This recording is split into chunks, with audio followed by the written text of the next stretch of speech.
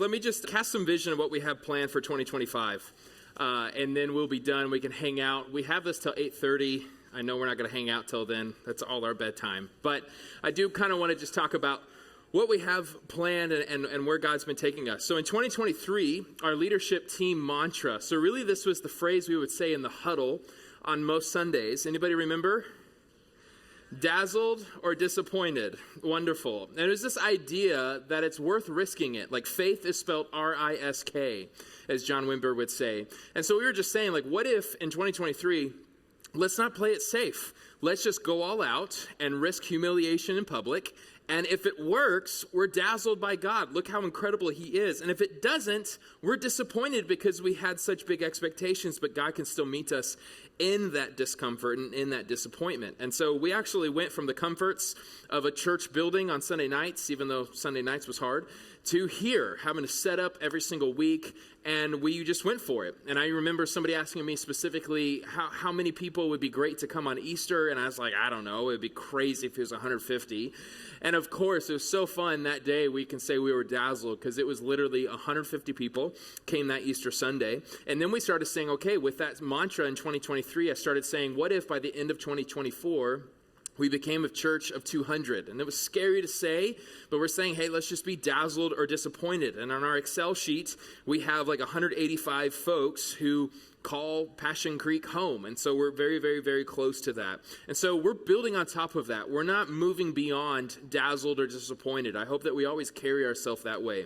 But this year in 2024, at our last Christmas party, I said the new mantra was set the tone. Right? Come on. Okay, so set the tone. Way to set the tone there. Tone setters make everything better, not worse. And so we set the tone. One way we primarily did that was, who was there? Do you remember in January, we had everybody come on Saturday and learn about the whole process of our new hospitality, tour guides, all of that. Raise your hand if you were there for that. That was a huge game changer for us. We set the tone by saying, let's help newcomers come in. And just January alone, we attracted and kept 35 new people from January because we amped up setting the tone and being hospitable to others. And so there's a real spirit of joy in the room. I especially felt that at Viking Feast. Wasn't Viking Feast just so good? Such a celebratory way just to celebrate community. I thought it was a great way to set the tone and show our values as a community. I'm still trying to get you to amen my sermons more to set the tone, but that's another thing. We'll keep working. We're not graduating from set the tone. We're just Dino. I leave more of you, Dino. Okay. But in 2025, don't put it up yet, but 2025, it's going to be a year of consecration. And I tell you this as an invitation, but also as a warning. I've already felt an increase in spiritual warfare just processing and praying what 2025 will be like at Passion Creek. So I extend that, like Jesus does often, a warning. We think this is totally worth it, but just so you know, there's a reason there's warfare language in the Bible. But this year, our mantra we're adding is unseen isn't unnoticed. I started this from kind of haggahing, meditating on 2 Corinthians 4. It's just been capturing my mind and heart and imagination. In 2 Corinthians 4, verse 16, it says, therefore, we do not give up. Even though our outer person is being destroyed, our inner person is being renewed day by day. For our momentary light affliction, and I know it often doesn't feel that way, but in light of eternity, it's a momentary light affliction, is producing for us an absolutely incomparable eternal weight of glory. So, we do not focus on what is seen, but on what is unseen. For what is seen is temporary, but what is unseen is eternal. And I think this has a few implications for the people in this room, and I would consider every person in this room, you are invited for a purpose. You are a leader. First and foremost, unseen isn't unnoticed by God. Now, that's a warning, right? The scriptures are constantly saying your sin will find you out. And so we would say quickly, confess, repent, and enjoy the freedom and the light that we have in the gospel. But what I love about the practices we're going to participate in 2025, most of them will go unseen by the rest of this room. Fasting, Jesus says if you're to do it right, you don't make a big deal about it. Prayer, most of my prayer time, I love praying together, but most of it's alone. Witnessing, it will be your non-believer hearing it, but maybe these people in the room won't hear it as much either. And I think this is a really helpful addition for us, because one pushback we get from people is, aren't you worried about becoming like the Pharisees? You do all of these things because, yeah, we are people who love Sabbathing. Now, we love the heart of Sabbath, right? And we read our scriptures every day, and all of these things we do repeatedly. It can easily turn into Pharisaical, religious, traditional, and losing the heart of it. And what I love about all three of these practices this coming year, the Pharisees never did anything without being noticed by others. They always did it for a crowd. And for us, our heartbeat is we are doing this for God and God alone. And so I encourage you, unseen isn't unnoticed, and especially by God himself. And so we just think we are ready for that type of maturity, where we're not needing to pat each other on the back every step of the way. That's why we're not going to do ping pong balls in 2025, because we're just doing this for him. This is an audience of one. Now, we still want to celebrate, but we're not doing it for the sake of publicity and making a big deal about ourselves. I just encourage you to even memorize the line Jesus has, "The Father who sees you in secret will reward you." So I want you to lean in with us when it comes to that. But also, unseen isn't unnoticed by newcomers on Sundays. I think we have such a spirit of excellence at our church, and I want to continue that. I'm so proud of our team on Saturdays. We go the extra mile in setting up. And here's the thing. All of these things we do is so that newcomers would come in, and it's the unseen that we contributed, but they feel a different spirit in the room. They're not distracted that this is a cafeteria. I would also say this is so important for our Saturday prayers. I just am really praying that that grows even more and more, because we are setting the spiritual tone in the room. We just know that unseen isn't unnoticed. And lastly, I just want to encourage you as pastors, for me and Caleb, our job is to ensure the unseen doesn't go unnoticed. And so we like to celebrate milestones once a year like we're doing right now, but we really believe we're kind of transitioning. We're at a growth stage in our church where I and Caleb need to actually change a little bit how we lead, meaning I am focused more on you as a people than I am on tasks and projects. You guys are doing incredible with that. It's going to be more and more our pastor's job to just highlight you and just say, hey, I know nobody has noticed this, but I see this in you. Thank you for leaning in. Thank you for having a spirit of excellence. Thank you for honoring the people in the room. And so it's going to be a joy to do that. And so that's going to be a leadership mantra that we're going to start saying on the Sunday huddles and in different places. Unseen isn't. We'll get there. We'll get there. We're still trying to set the tone. I'm kidding. Thank you, guys. Unseen isn't unnoticed. And that's really our heartbeat. And so also, I'm excited to share with you our theme for 2025. Our theme for 2024 was how to make friends and love other people. But before we get to the new theme, I want to actually also announce some exciting new additions to our church and the ministries of Passion Creek. So first, this fall, Julie Minahan took on the role of interim kids director. This is how we do staff from now on, where we give people a 90-day interim period where they can determine if we're a good fit for them and if they're a good fit for us. And so we gave Julie a lot of different challenges, and to be honest, she's met all of them. We've been very impressed, very encouraged just by her demeanor, just by the questions she's been asking in our staff meetings, and we are just all in a spirit of agreement, and we made sure of this. I asked her one last time on Thursday. I said, you can get out of this if you want. Are you ready? And so we're just so excited, and I'd love for you guys to clap for Julie to be our official kids director.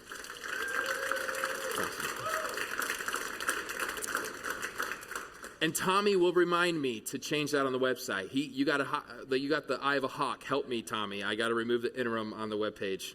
Second, even if it wasn't his wife, I realized that. Now he looks like this protector. He's just always like that. All right. Love you, Tommy.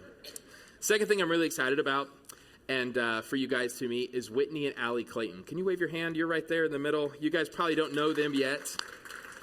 They were actually, hear me, at our very first gathering as a church, December 13th.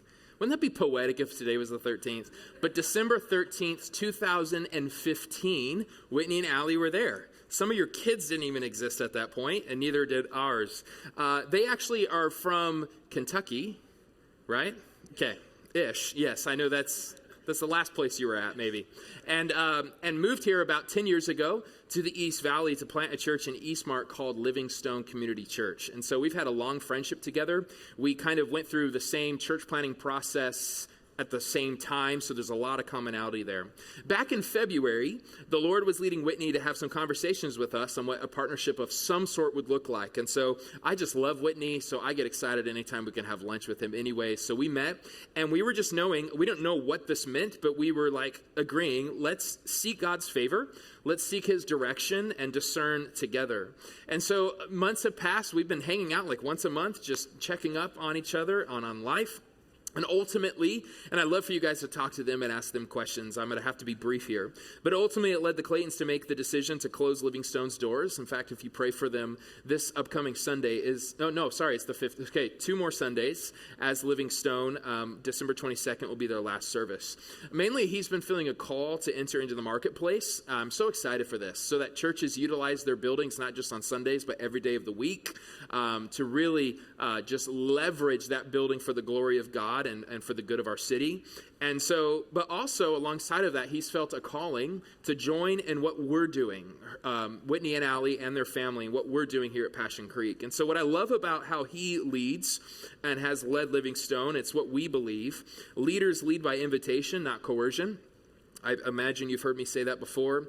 And so what he's told Livingstone, his church now, as they're about to close their doors, full transparency, I was there last Sunday. That's why you didn't see me. I was just kind of casting vision and talking to them a little bit. But they're not forcing anybody from Livingstone to come here.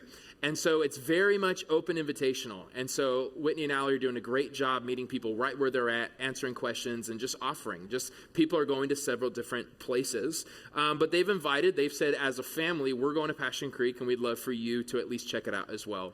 And so in January, be ready. In theory, there's no promise on any number at all, but in maybe 20 to 40 folks coming from their community to come check out ours. And so we're going to tell them to do what every newcomer does. We're going to say, hey, come to party with the pastors, and then do growth track and stick six and do all those different challenges. So they're not automatic members or anything like that, but we're so excited just to be hospitable to them, amen, and to allow them to come. There's so much commonality and vision for what Livingstone was seeking to do as well as us. And so that's why I'm so excited that Whitney just wants to come under our vision and what we're doing as a church. Now, this means actually Whitney is coming in with a role.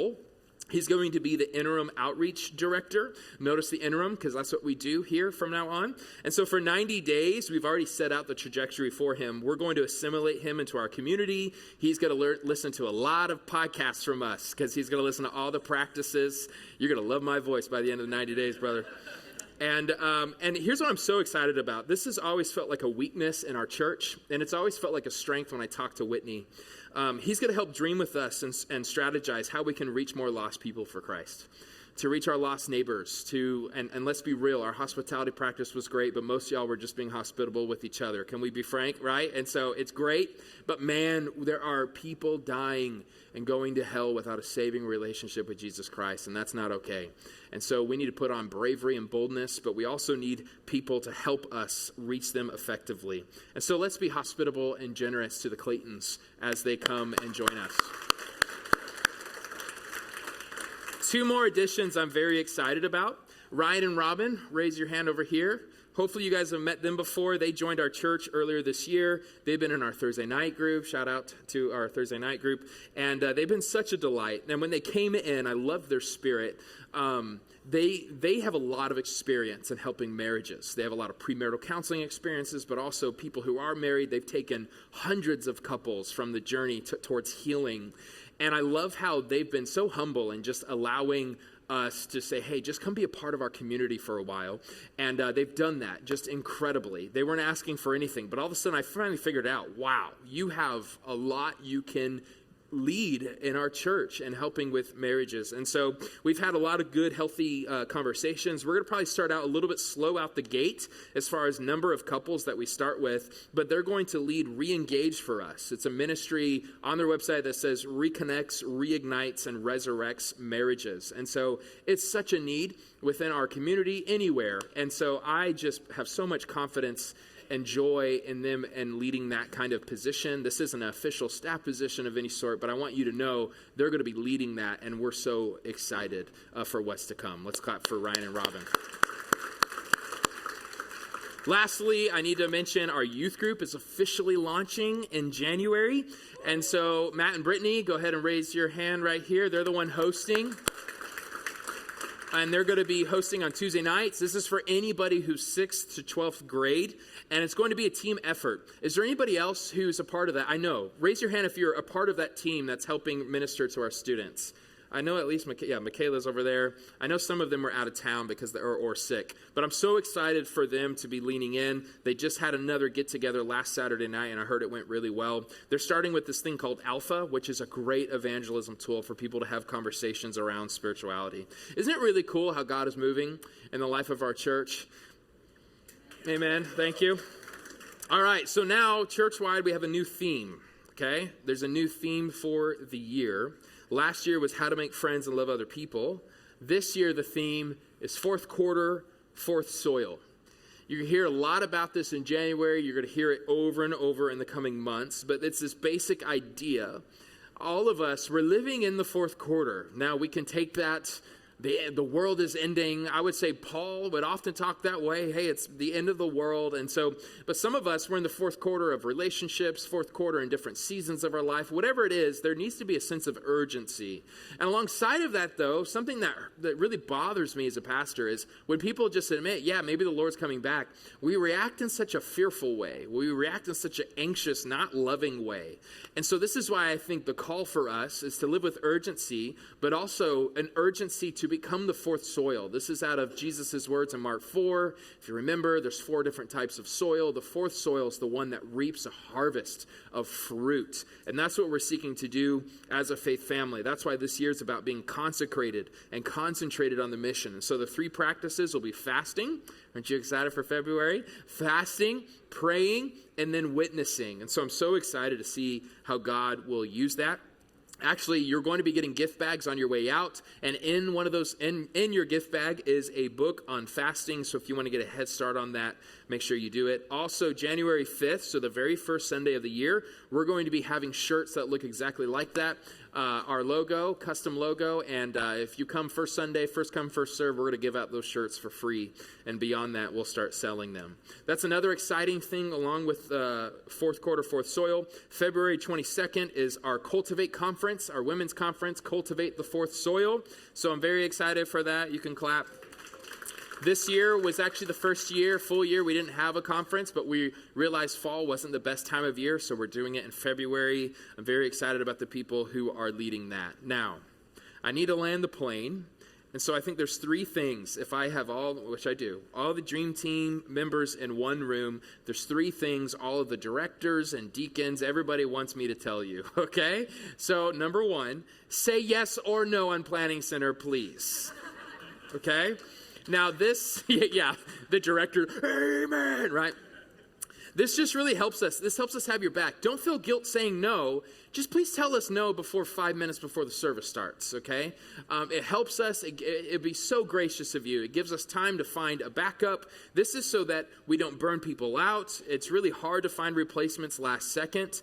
And it's a great way to serve one another. And so if you have more questions on why, talk to everybody who's a team lead. It just really makes everything flow better. I know for me, I hate telling people no, but what's worse than that is not telling them anything. So just go ahead of time, say no, and practice peacemaking. All right, number 2 is January 4th will be Refresh Day for hospitality team and for our groups. And so if you're a host or a leader, or if you are or want to be a part of the hospitality team, meaning you're welcoming people on their way in, January 4th, by the grace of God, that's a Saturday. We don't have to set up we don't have to set up that day because they're letting us leave it up over the winter break.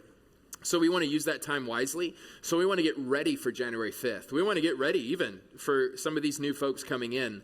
And so there's some hospitality things that are starting to slip that we've been starting to forget, and that's just normal wear and tear. That's what happens, and so we're using that day just for training, and then also Pastor Caleb's going to lead all of our group leaders and just some basic good training as we get ready for this new year, because again, we are inviting spiritual warfare in our life because we are not playing games. We're here to make disciples, and so we want to prep you for that.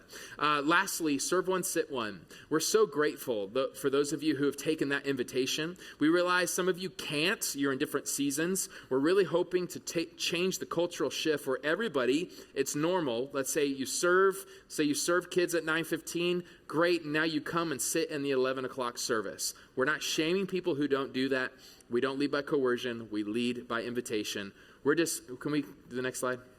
Did I just accidentally? Yeah. So just try to do that, please. It just helps with volunteer numbers. We're doing great on volunteers, but serve one, sit one just really makes it super great. Now, we love you guys so much. You are such a joy. I think of Paul's words when he writes to the churches, and he's like, I thank God for you day and night. And I can truly say that about every person in this room. So thank you for all that you've done. Thank you for all that you sacrificed.